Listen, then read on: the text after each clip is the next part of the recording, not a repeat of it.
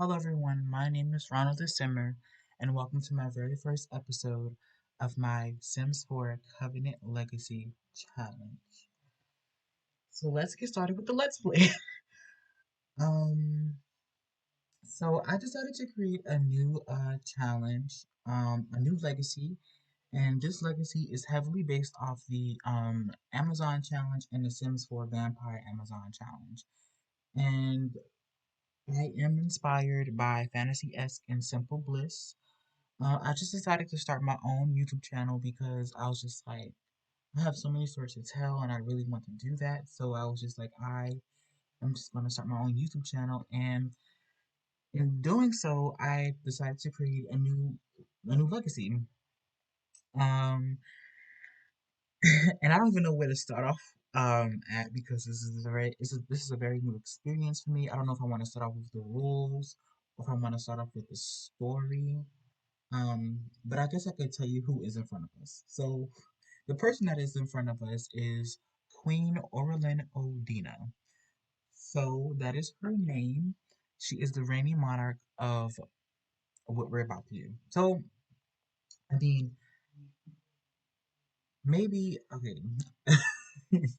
Before I do get into the rules, I guess I can show you the Sims who we have here. So this is Queen Orlin Odina.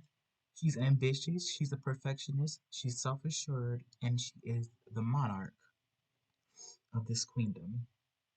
So this is how she looks. She has her beautiful silver hair and her pink eyes. So that is how the queen looks.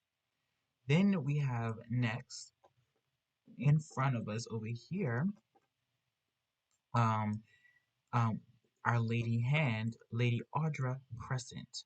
She's a foodie, she's a loner, and she's also self-assured. So she is, of course, a noble and everything else. I do have the royalty mod installed, so we have like a lot of things dealing with that mod. Um, but yes, we let me go ahead and play the game a little bit because her eyes are closed. There we go. This is how she looks. She also has silver hair and she has a lighter pinker tone than the queen does. It almost looks purple, her pink, but it is a lighter tone of pink. Um, But yes, this is Lady Audra Crescent. She is the Lady Hand. Here we have Lady Giselle Sunneth.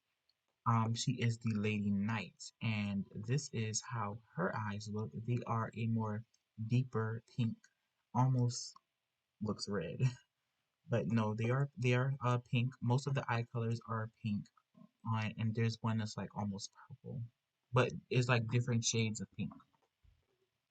So Lady Giselle, she's evil. She's a loner and she's also ambitious. So Giselle, she's going to be an interesting one. But yeah, she's a lady knight, and we're gonna get into what these roles are and stuff like that because we're gonna go over the rules for this challenge. Um, so yeah, then we have over here to the side, Lady Clara Magana. Let me go. Oh, is her eyes open? They are. So she has more of a purple eye color. They look gray here, but they are actually purple. But yeah, she has more of a purple eye color, and she is the alchemist to the queendom here. She's family oriented, she's a music lover, and she is also unflirting. So she is our alchemist, and yeah. Then we have right here is who we have right here is Lady Reagan Tarth. Let me show you how her eyes look. She has also a more purple eye color. So her and Magana have a similar eye tone. But yes, that is Lady Reagan Tarth. She is the Lady Stewardess of the Queendom and of the court. She loves the outdoors, she's self-assured, and she's also family-oriented, just like Lady Magana. And then to the very far left, their right, we have Lady Margaret Bennett. She is the mother seer of the queendom, so she is like the religious head of the queendom, and she also has like a deep pink. Well, I wouldn't say deep pink, but it's just like a it's like it's a pink tone. Just know, just know that. But yes, that is Lady Margaret Bennett. She is the religious head of our queendom, and she is the mother seer. Maybe I should get her changed inside of her religious outfit so I can let you guys see how she looks. Come this way, Margaret, please. Pretty please. Okay, so this is how Lady Margaret looks with her religious garb on. Let's get her to sit here though. She is a genius. She's a perfectionist, and she's also a jealous woman. So that is Lady Margaret Bennett here. So I've gone over all of their. Oh, I need to add a staircase here. Also, I did build this castle in a rush, guys. We're gonna get into that way later inside the episode. But I do want to go over the rules for this challenge that I have created. So like I said before, this challenge is heavily based off the Amazon challenge and the Sims 4 Vampire Amazon challenge. Um, and both are greatly inspired by Simple Bliss and Fantasy-esque, but I have decided to do my own thing here. So I'm about to actually go on my phone right quick because I've actually typed all of the rules down. I think I'm gonna make a Google Doc to where you guys can see the rules for yourself so you won't get confused. Um, but it's a lot, guys. So like, I don't know. I just kind of wanted to like spice things up so that I can have a funner gameplay and so that I can always be on my toes when I'm playing this game with you guys. But first rule, you start off with the monarch, the queen. She must be a witch. The goal is to have a functioning matriarch monarchy of witches consisting of 10 generations. The queen has 5 council members, 5 ladies must be made. The lady hand, the queen's closest advisor, the member is usually close to the queen, a diplomat, and chronicles each queen's reign. So let's go over to Lady Audra. She is our lady hand, the queen's closest advisor and council member, and she is of course going to she's the queen's closest advisor, and she is a diplomat, and she chronicles each queen's reign. So that is going to be her job. She gives the queen, she really has the greatest power amongst all of the council members if we're going to be technical. Then we have the alchemist. She makes the court's potions and healing medicines. Essentially, she's the court physician. And the alchemist is, of course, Lady Clara Magana. And this is how, of course, she looks. We've been over this before. And then next we have the Lady Knight, the Queen's second most trusted advisor. She organizes executions for the Queen, can hold war meetings, and is the head of the Queen's armies. She's only she's the only one who can duel with the Queen outside of royal tournaments, minus the Queen's daughters. And she's also the head of the Queen's Guard. So there will be a Queen's Guard in the future, and Lady Giselle will be the head of that Queen's Guard. Then we have the Lady Stewardess. She runs the Queen's treasury, making sure the bills are paid and keeping up with the income of the household. She's also somewhat of a secondary diplomat. So basically, she is also a diplomat, and we're going to get into what diplomats do. But yes, her and Reagan and Audra are both diplomats. And then lastly, we have the Mother Seer. Now, her description is a bit more lengthy, but we're going to get into this. The religious head of the queendom, she preaches the witch's religion, and with each marriage, the Mother Seer must approve, including royal marriages. If she disapproves of a marriage, then the couple must be separated. Using a 20-sided dice on Google, roll for this decision. So, a lot of decisions that we are going to make um, will be based on rolling a dice. Because I want it to be randomized. I want it to be as if these people are making these decisions themselves. And I don't want to make this. I don't want to make the decisions for them. I could use the like who she has the closest relationship with, but honestly, I don't want to do that because I feel like that's not always reliable. Because sometimes you might like somebody, and you still don't want to support them, so I can use that for some things, but like for certain things I will be using a a randomizer um to roll with the dice. um so if you roll a 20, the marriage is disapproved. So basically, if you land on 20, just one number, because I do not want marriages to be always disapproved.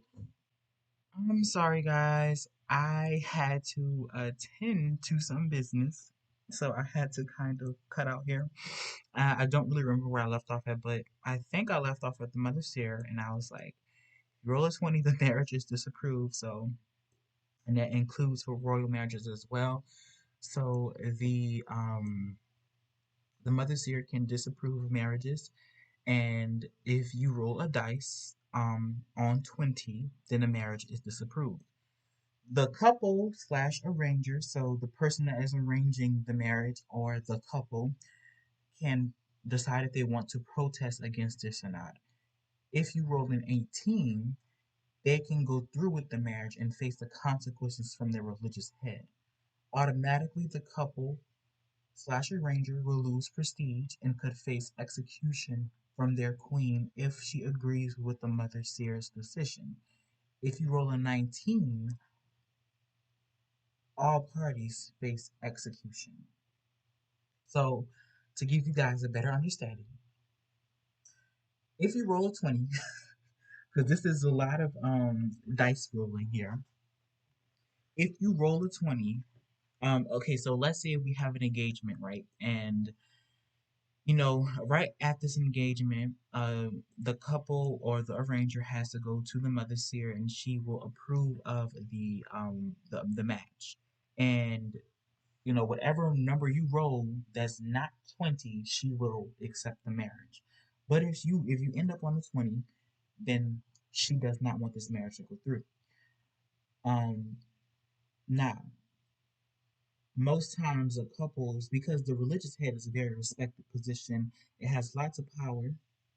It's up there with the queen. It's most times people are just going to accept the fact that this is not going to happen. But if the arranger slash couple rolls an 18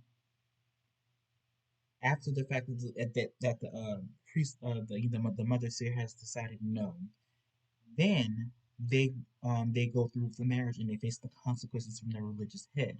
They automatically lose prestige from that as well, and there will be a prestige system that we will have, and I will you will have to have a spreadsheet for this particular you will have to have a spreadsheet for this because everybody will have their own set of prestige, including some of the males.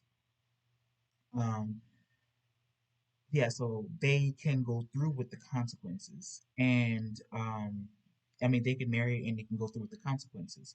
So the automatic consequence is losing prestige, and basically you can get kind of like socially socially in other words banished. You're not going to get actually banished, but it's like people are going to kind of look at you sideways.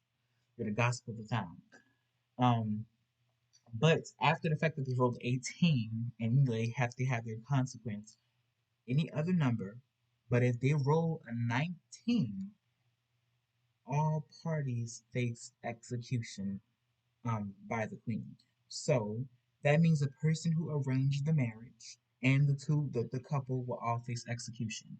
So um, yes, that is basically what that entails. So hopefully we will have mostly um, we will have most marriages fully seen through. And if I didn't say it already, you'll use the dice on Google to decide what will happen and what will not happen. So, and it's a 20. They got a 10-sided dice, a 15-sided dice, a 20-sided dice. So there's a lot of different dices that you can use to determine some of these decisions. So, each lady must be matched, married to a warlock, not including the queen. So as you can see over here, every lady is married.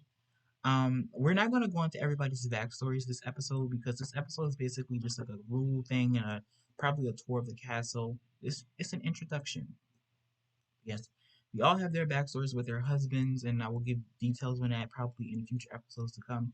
But Lady Audra, she is married to Joff. This is her husband. He's currently not in the castle. Um, Lady oh my god, I forgot her name. Lady Giselle. There we go. Lady Giselle is married to Corbin. Maybe I should like open their profiles. But yes, this is how Corbin looks. He's currently not in the castle like all of their husbands aren't. And this is I'm gonna show you guys. Lord Joff. So this is how Joff looks. And then Clara has her husband, Lord Otis. This is how her husband looks, a handsome fella. And Lady where is he? Lady oh my god, she's the one lady I'm trying to remember. I'm trying to get used to the names, guys. So let me see. Reagan, Lady Reagan Tarth. She is married to Lord Kenneth Tarth here. So this is her husband right here. And then of course the High Priestess. Oh, the High Priestess. This is not the Vampire Amazon Challenge. The Mother Seer. She she's married to um Robert. I think I will give the Mother Seer's husband Lord Robert, but I think I will give him like a unique like title because he is married to the Mother Seer and she is a religious head, so he is the consort of the religious head. But yes, the Mother Seer can get married. She is married. We will follow her bloodline throughout the generations, and her daughters or her descendants will basically rule as the religious heads of the government. Now, the queen, however, is not married. We're going to get into that a little bit. Marriage is allowed and preferred for coven ladies. A child born out of wedlock is not kindly looked upon and will cause banishment from the covenant for both parties.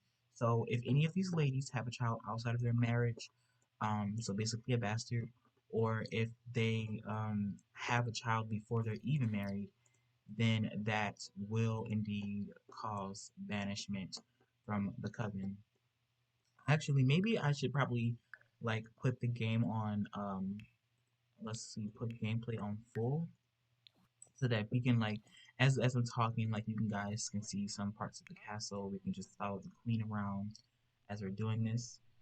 The queen is the only one who can have children without a spouse. It is actually encouraged to do so that the queen focuses more on her heirs and realm. However, she's allowed to marry, though it can do damage to her reputation, meaning her prestige. And we're going to get into the prestige system. The queen must have a harem consisting of 3 males. You cannot choose who she tries to baby with. Um, you must use the dice to decide. Give each male a number range. So the queen is not going to be choosing who she tries to baby with. It is actually going to be chosen by the head mistress of the It's actually going to be chosen by the head mistress of the harem, and the head mistress is Lady Carissa Doel. She is a human, and she is here on the castle grounds because I actually using the for rent pack made this castle basically a rented lot because I kind of like the idea that like this is like a huge court and you know they realistically their husbands would not be their husband the queen's consorts at least would not be far away from her. So I kind of made like a harem in a castle, but we can't really see it because it is not a part of our household. And it's right here, as you can see. We cannot see it, but yes, there is multiple places in the castle that is not a part of the main court. If she doesn't conceive with her selected partner, you must roll again after 24 hours. With the for pack, I suggest making a separate place on the lot where the harem will be so the men won't take up space in your household, as I have done. Each lady, including the queen, have 3 times to try for a girl. If a baby girl isn't born by the third try, then her line ends. And um, yeah, so basically, every lady has a chance to have a child. They have it's a I have a three strike rule, and that's what I have decided to go with. And so they will have three times to try for a girl. Now, I'm not going to put a limit on how many kids people can have, but once they have their third kid and there's no girl being born, then their line will end and they're not going to have any more kids. But if they've had a daughter already, I will allow them to have as many children as they want until I think that they should stop. Any gender influences are not allowed. Your ladies must prove their authentic reproduction. All council ladies must have lands, estates of their own, apart from the royal castle capital. This is where their male children and husbands will stay. So, their ladies, well, I do not have, I'm going to be honest, I do not have other castles built at this current moment, but in the very near future, I will be making castles, or it could be a far future because it's it's a like building stuff is a very long time, and I'm not even a good builder like that. Now I might just get castles off the gallery. Oh, it's getting a little laggy, I see. But yeah, each of these ladies will have like homes, castles of their own, apart from the royal court, where their husbands and their children will stay.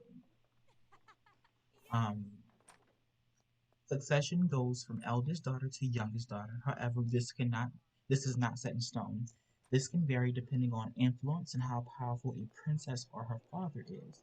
Officially, the coven prefers eldest to youngest, but unofficially, the coven greatly supports the most powerful heir. Um, let me see. This will all depend on the amount of prestige a princess has added up with her father. For example, if a princess has 800 prestige added up her father's prestige of 200, then that gives her 1000 prestige, compared to her elder sister, who has been left with 700 prestige as her total. Despite her sister being the oldest, the princess with the 1000 prestige has the most influence. Thus, she becomes queen. This could cause problems and could lead to civil war. If the elder sister or any other sister has the traits of ambitious, paranoid, kleptomaniac, overachiever, evil, or jealous, then they have then she has a chance of starting a civil war. Roll a die to decide. The numbers are 9, 12, and 15, which will be civil war. So if the queen dies and one of the younger sisters or any sister becomes the queen, um, then a daughter with these traits could take the throne if they so choose, which would cause civil war. And we're going to get into how wars are done in my playthrough. Um, but yeah, it could cause a civil war, and these wars will be started if your number rolls on 9, 12, and 15. If the queen, however, never has a daughter, the line of succession will revert to her sons, meaning the princes will each marry in a hurry and race to father a daughter. The first girl that is born will succeed her grandmother, the queen. There is a chance the dynasty could change depending on who the princes may marry, for in their society, the man takes the woman's surname slash house. If the young princess becomes a queen as an infant 13, they will require a regent who will rule in their stead until she is of age. The regent will be picked based on who has the highest prestige amongst her council members and or father. When a princess becomes a young adult, she is set off to govern land of her own, where she will form her own harem. Her father will join if he isn't married to the queen to guide her rule. There will only be 3 estates the queen can give, which means only 3 of her daughters will be given the chance to govern. If she has more than 3 daughters, her other daughters will luck out, which will make them a lot less powerful than their elder sisters. If the queen goes below 400 prestige, then her throne is in danger. She could be usurped by one of her daughters, a relative who is a direct descendant to the current monarch, a daughter of princes, or daughters of princesses. An entirely new dynasty could rise if a council member has 1000 prestige. They must have the ambitious or kleptomaniac trait to go through usurping the throne. Diplomacy will be a factor in this playthrough. Your queendom is not the only realm around. There are many kingdoms, and many of them do not like the fact that there is a ruling matriarchy. Make three different kings and place them in three different worlds, which I will do in the future.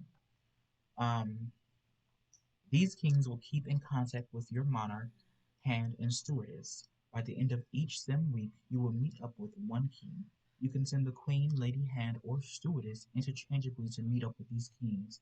The diplomat will need at least two queen's guard to be with her for her protection, or things can sour.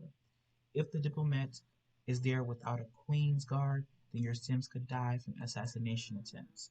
If you roll a 2, 8, or 16, then your Sim dies. Apart from that, you'll roll a die to decide how the event went. If you roll a 5, then you could gain money from good trade deals, which is like 20,000 simoleons. If you roll a 7, then you can lose money, which is negative 20,000 simoleons from bad trade deals. If you roll a 9, then war starts. Maybe the king had enough. Any other number you will roll will be neutral. When war happens, it lasts for 6 days. Every 2 days, you will roll to see how each battle will go, which means there will only be 3 battles. Each lot counts as a county landmass and county/landmass, and by the end of each war, whoever wins will take one lot from the losing opponent.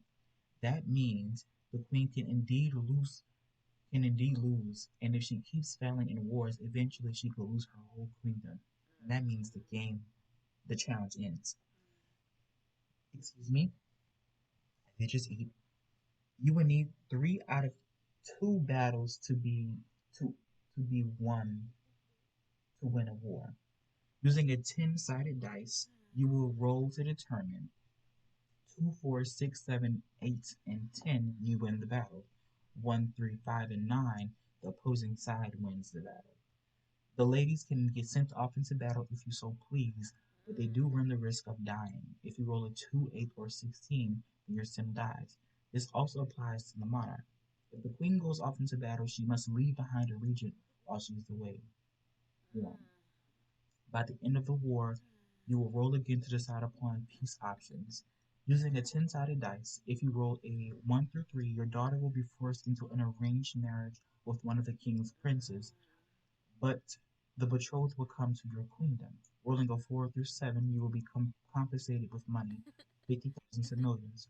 Rolling an 8 through 10, your two realms will negotiate peace for the next generation, meaning there won't be a chance of war between those two realms, no matter what numbers are rolled. There will be a prestige system which will dictate certain events in the coven. You will start off with your rank prestige. So let's get into details of this.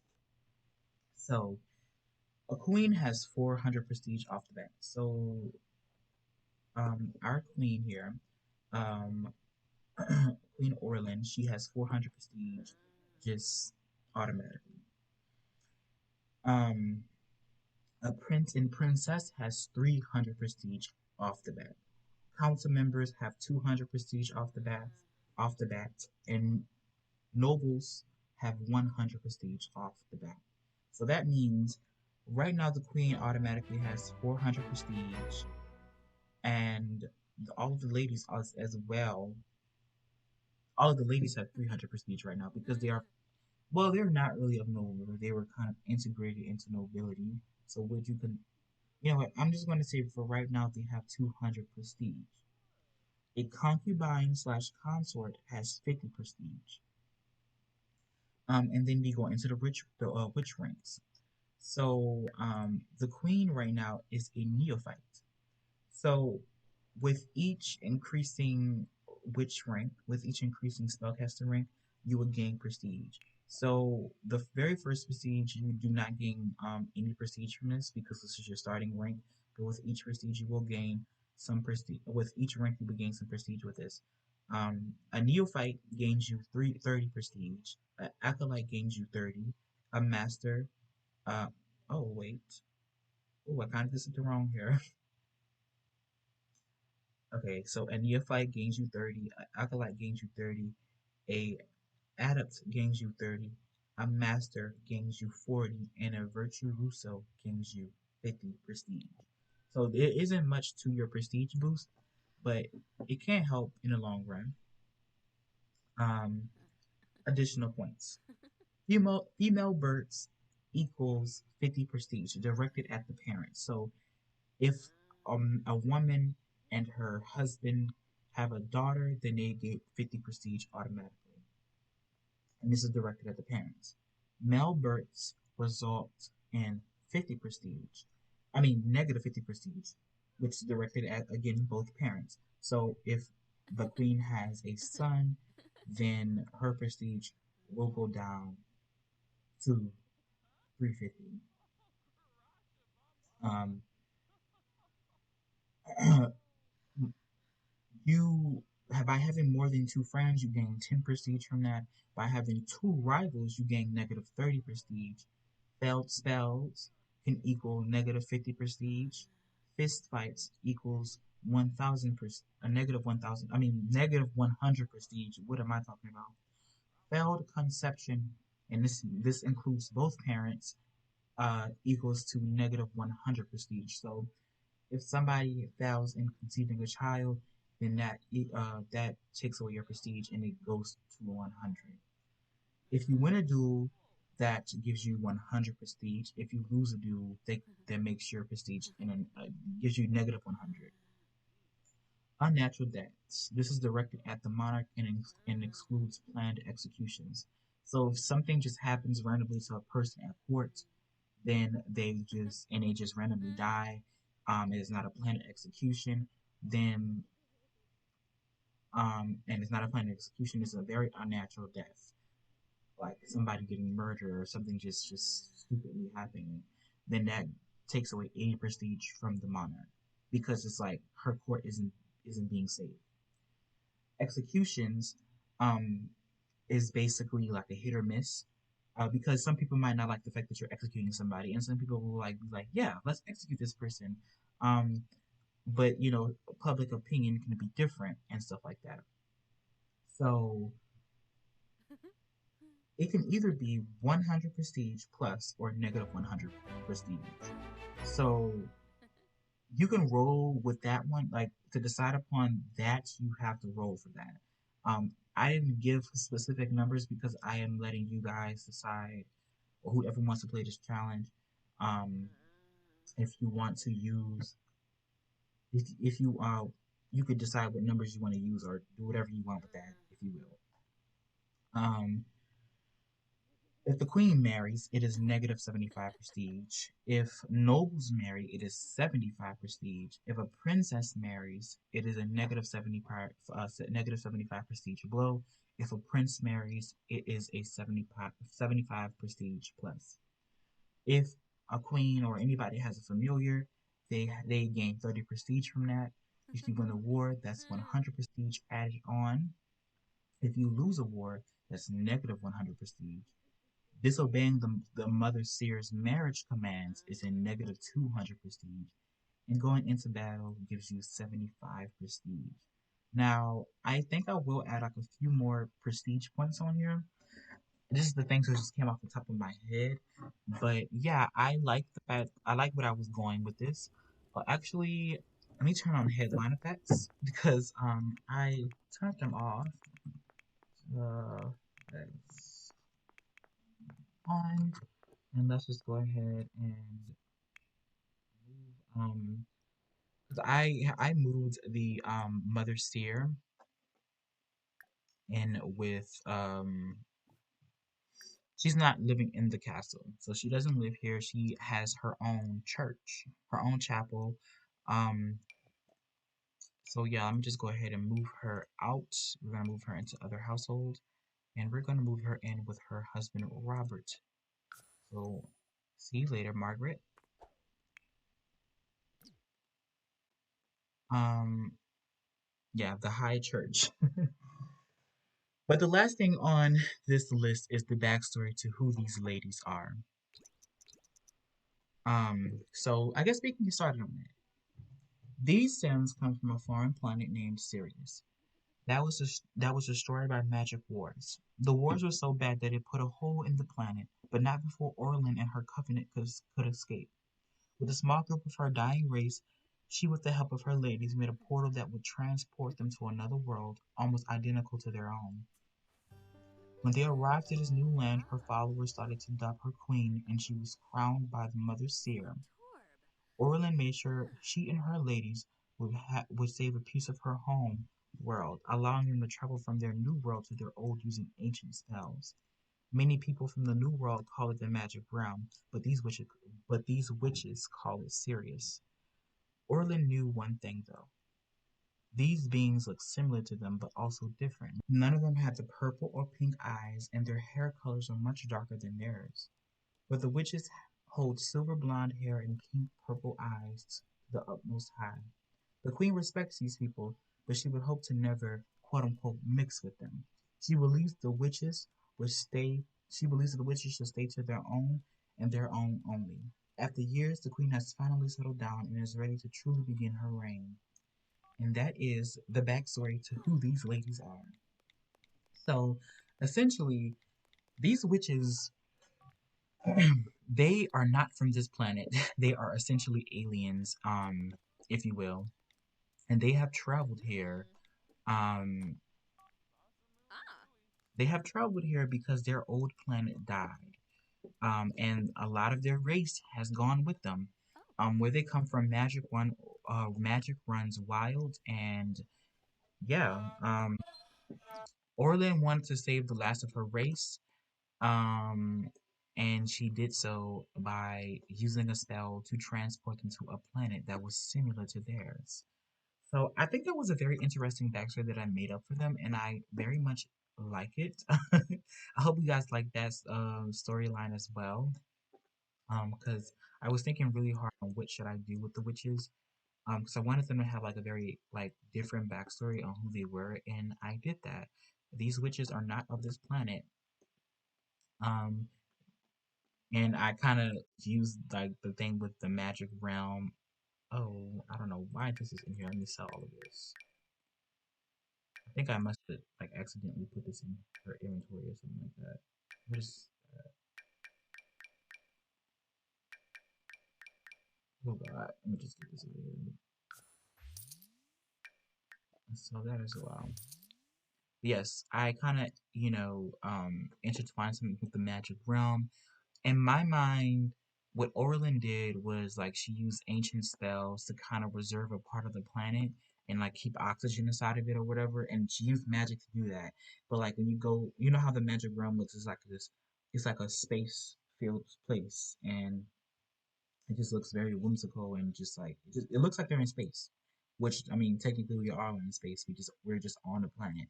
But yeah, I just take that as like I'm just in my mind, Orlin and her covenant they kind of preserved a piece of their planet, using ancient spells.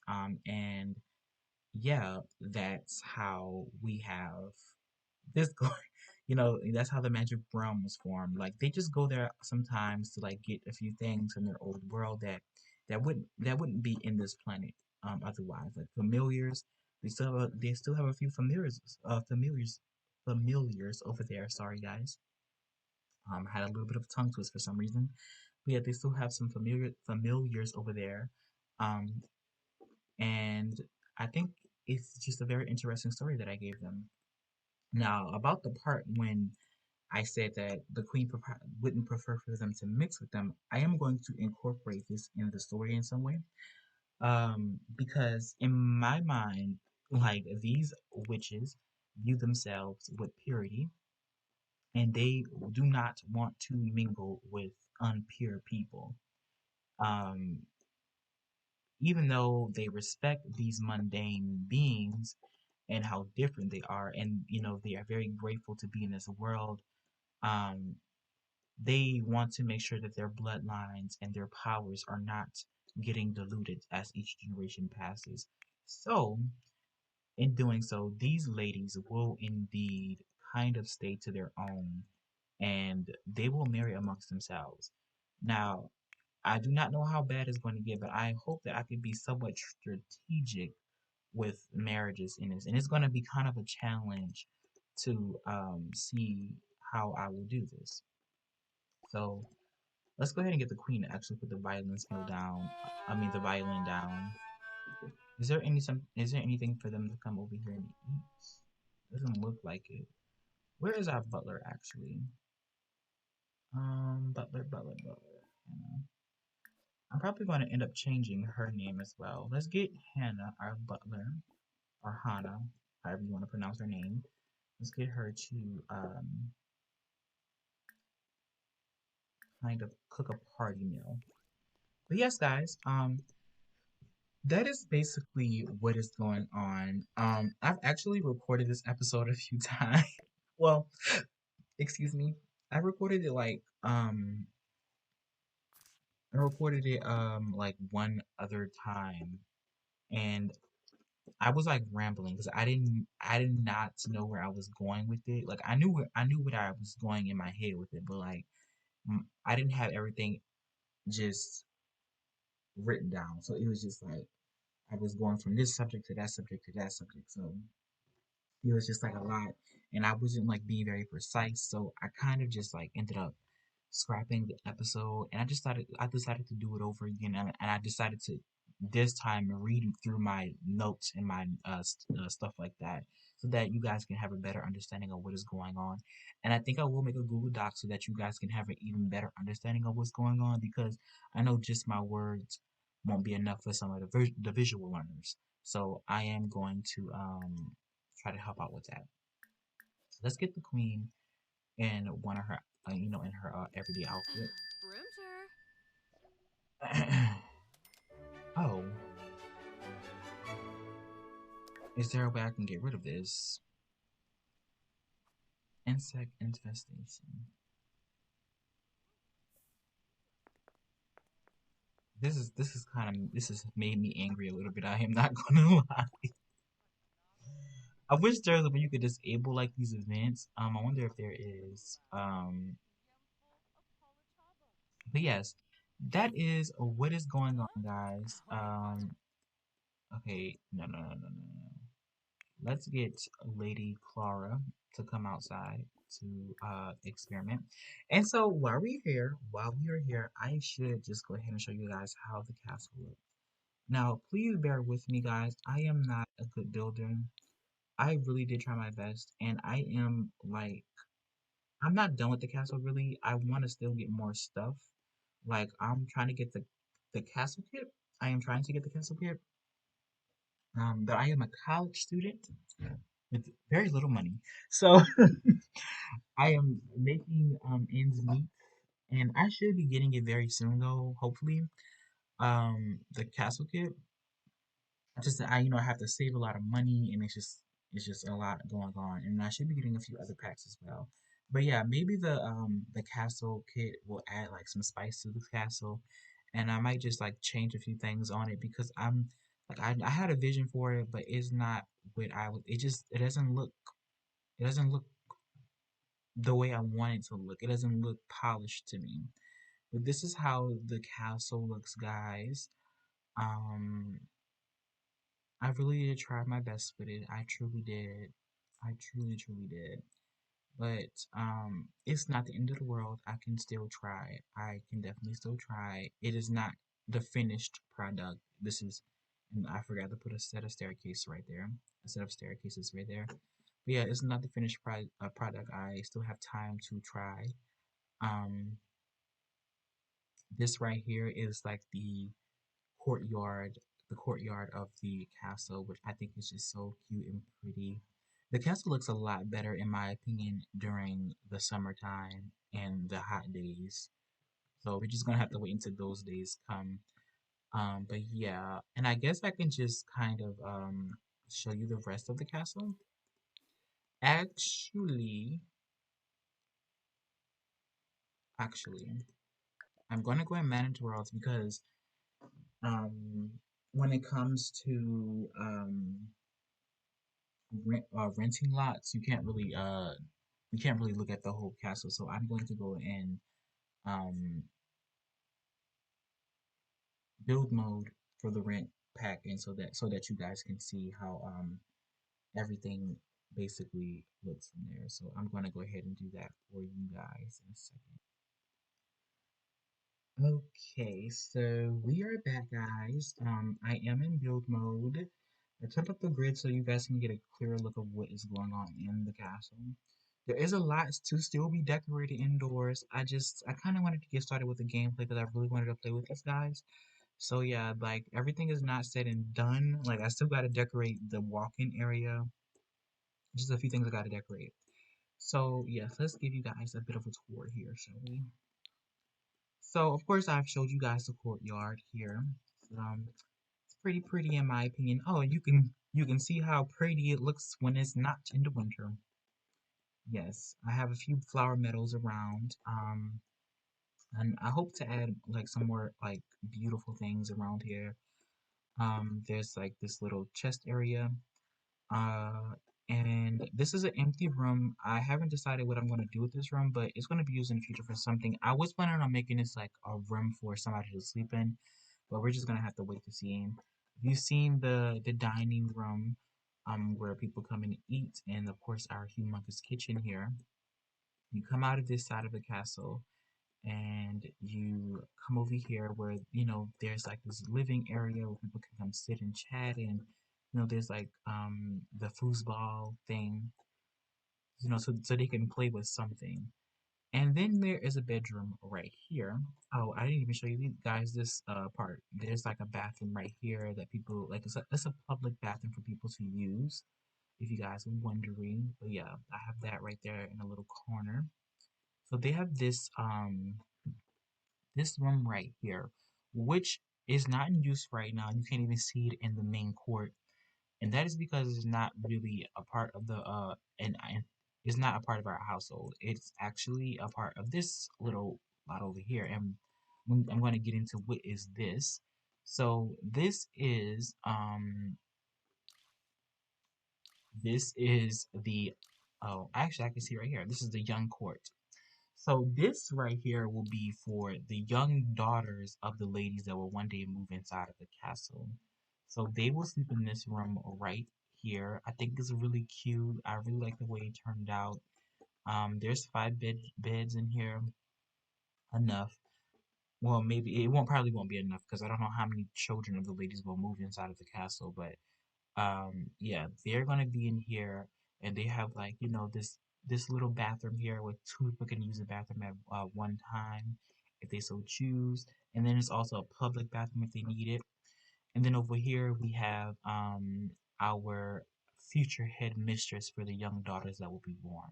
So yes, it is called Young Court, and that is where the future daughters of the ladies will stay.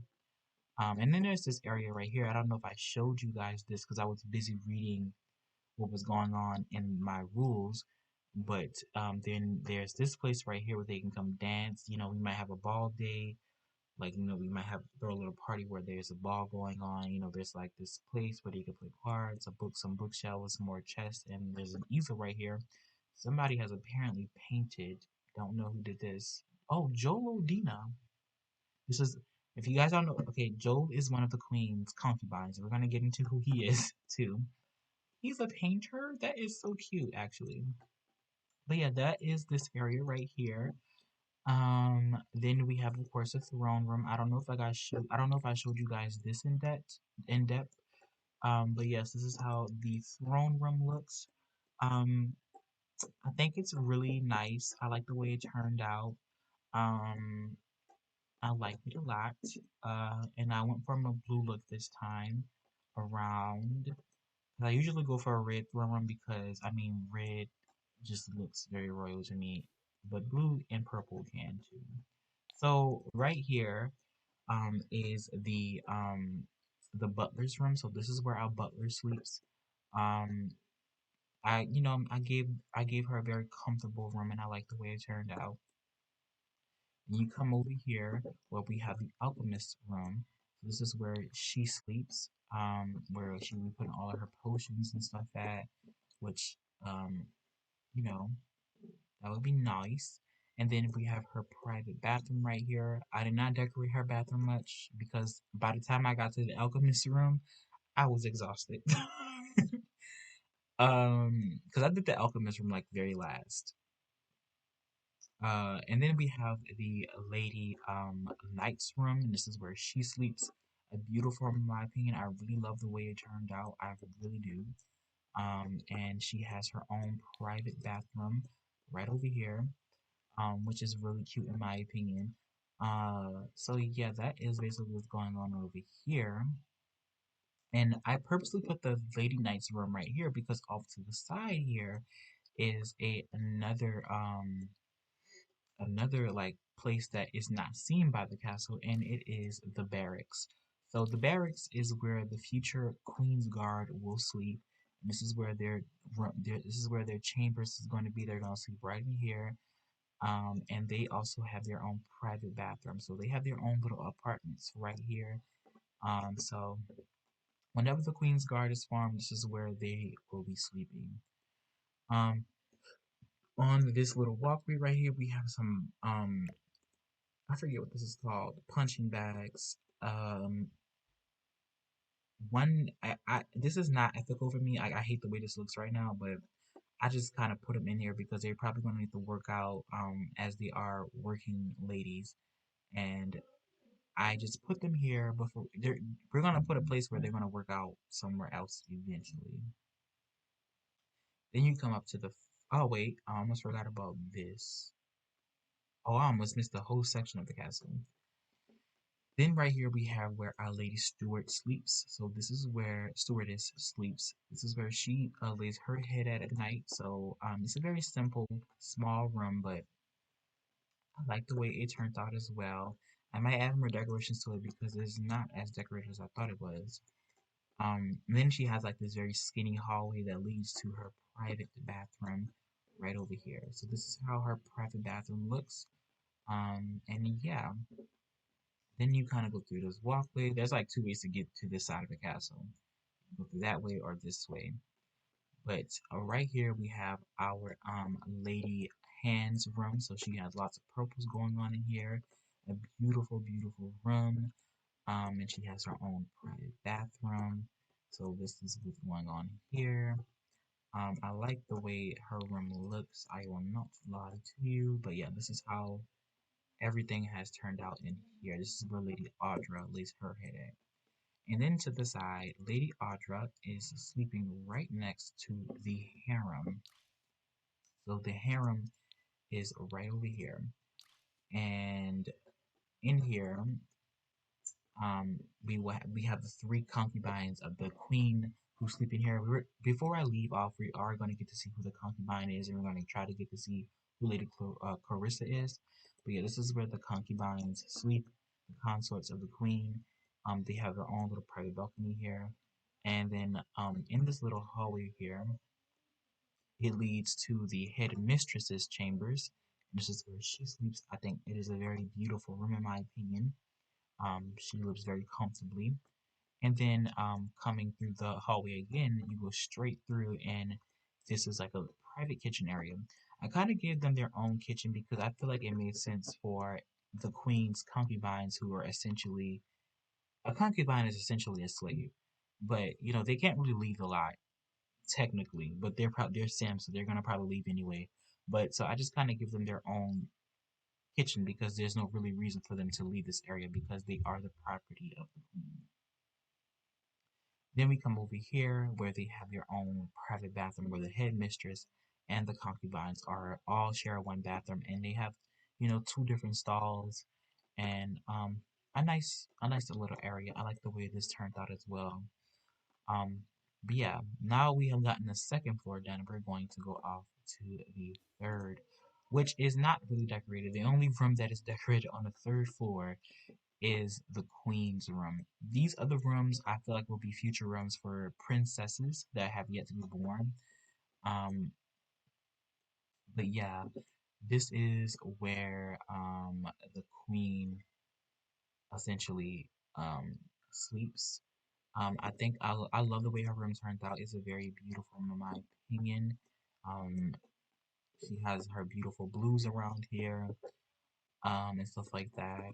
She has a little fireplace. She has some sofas, a mirror, some bookcases and stuff like that. There's also her minty blue bathroom, which I love the way it is turned out as well. I just felt like a mint bathroom would make sense because it is a bathroom and minty gives me clean and you're trying to clean yourself in a bathroom, so I just made it look a little bit more minty in there. And then she has her own private balcony. Um, but yeah, that is essentially what the queen is. I'll tell you one thing. I am a way better decorator than I am a builder. But yeah, this is how the queen's rooms look, which I really love the way it turned out.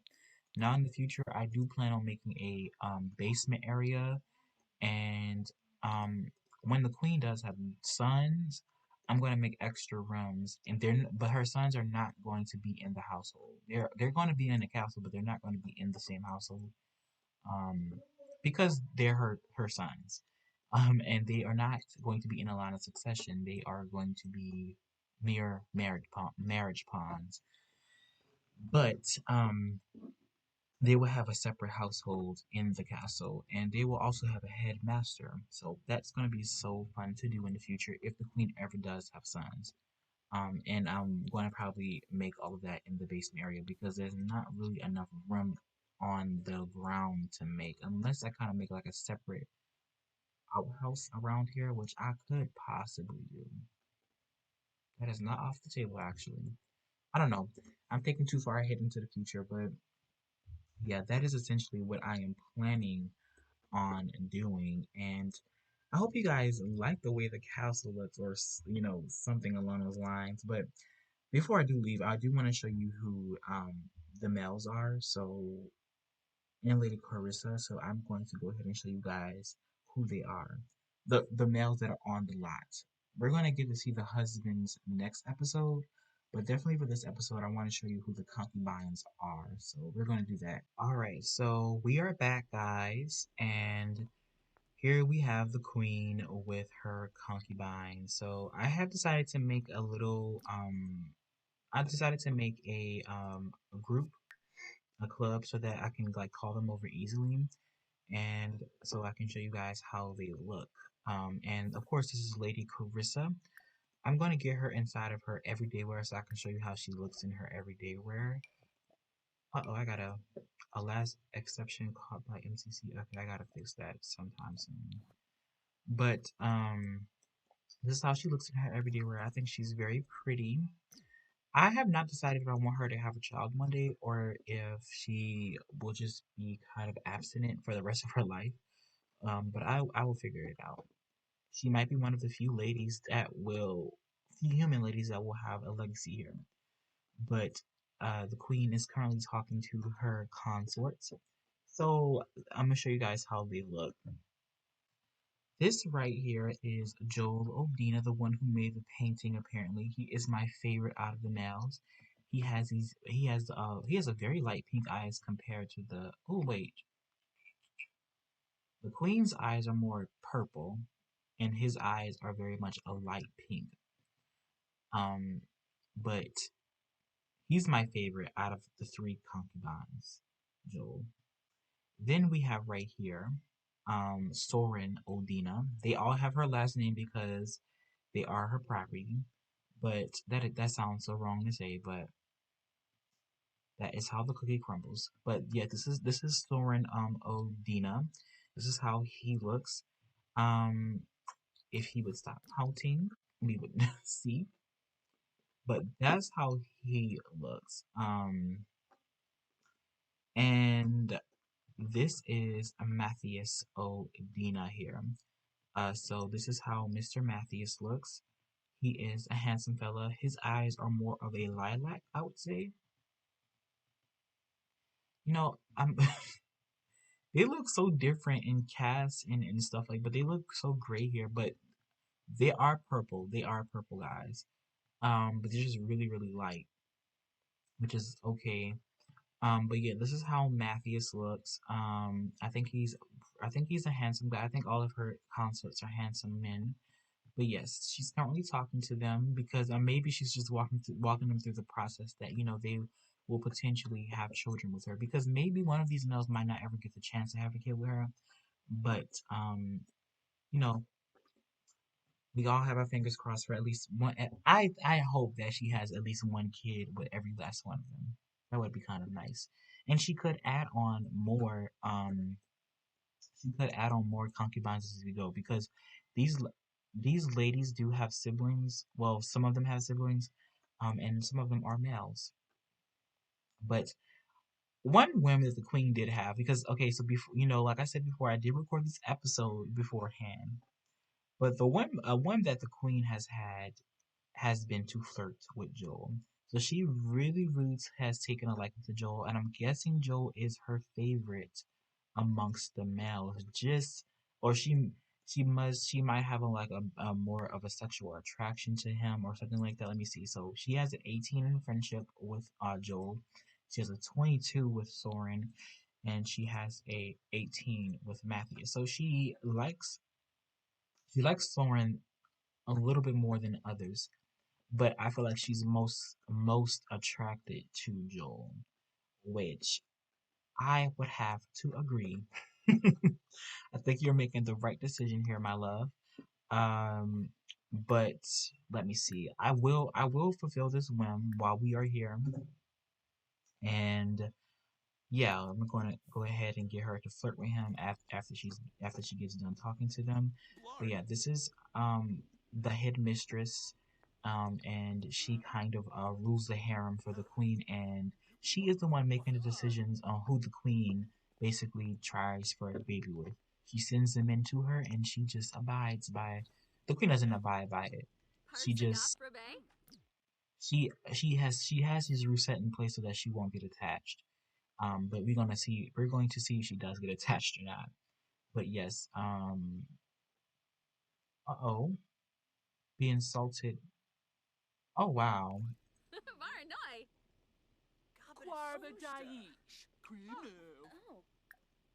And that's very rude. Okay, I'm not even about to entertain it. I'm just gonna let it be. Um, I thought I told you to flirt with Joel. Did it not happen? Let's get you to do that. Let's see if it can happen. But let's end this interaction with Matthias because he just walked away. Let's get you to flirt with Joel. And he is receptive towards it. And he's a loyal man. Okay. So, yes, the queen is definitely taking a liking to Joel, which I do very much like. I really hope that she does have her first kid with Joel and it does turn to be a daughter because Joel is my favorite. I'm going to keep saying that he is my favorite. I am the queen. The queen is me. We are both attracted to Joel.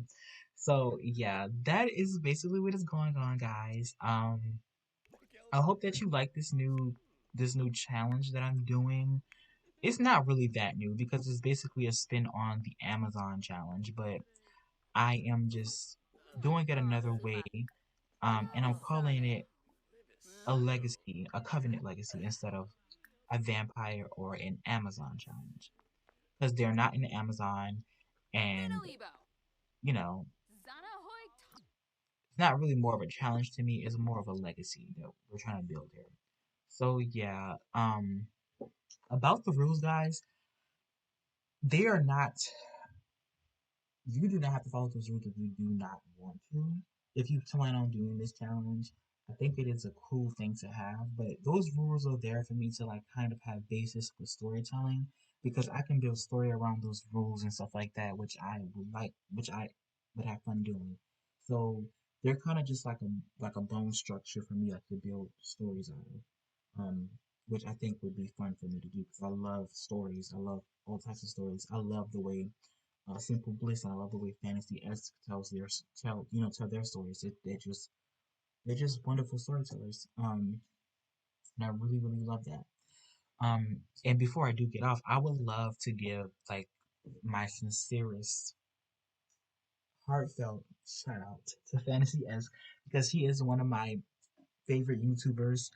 and really the only simmer I watch now. Like I really don't watch any other simmers. I watch just her.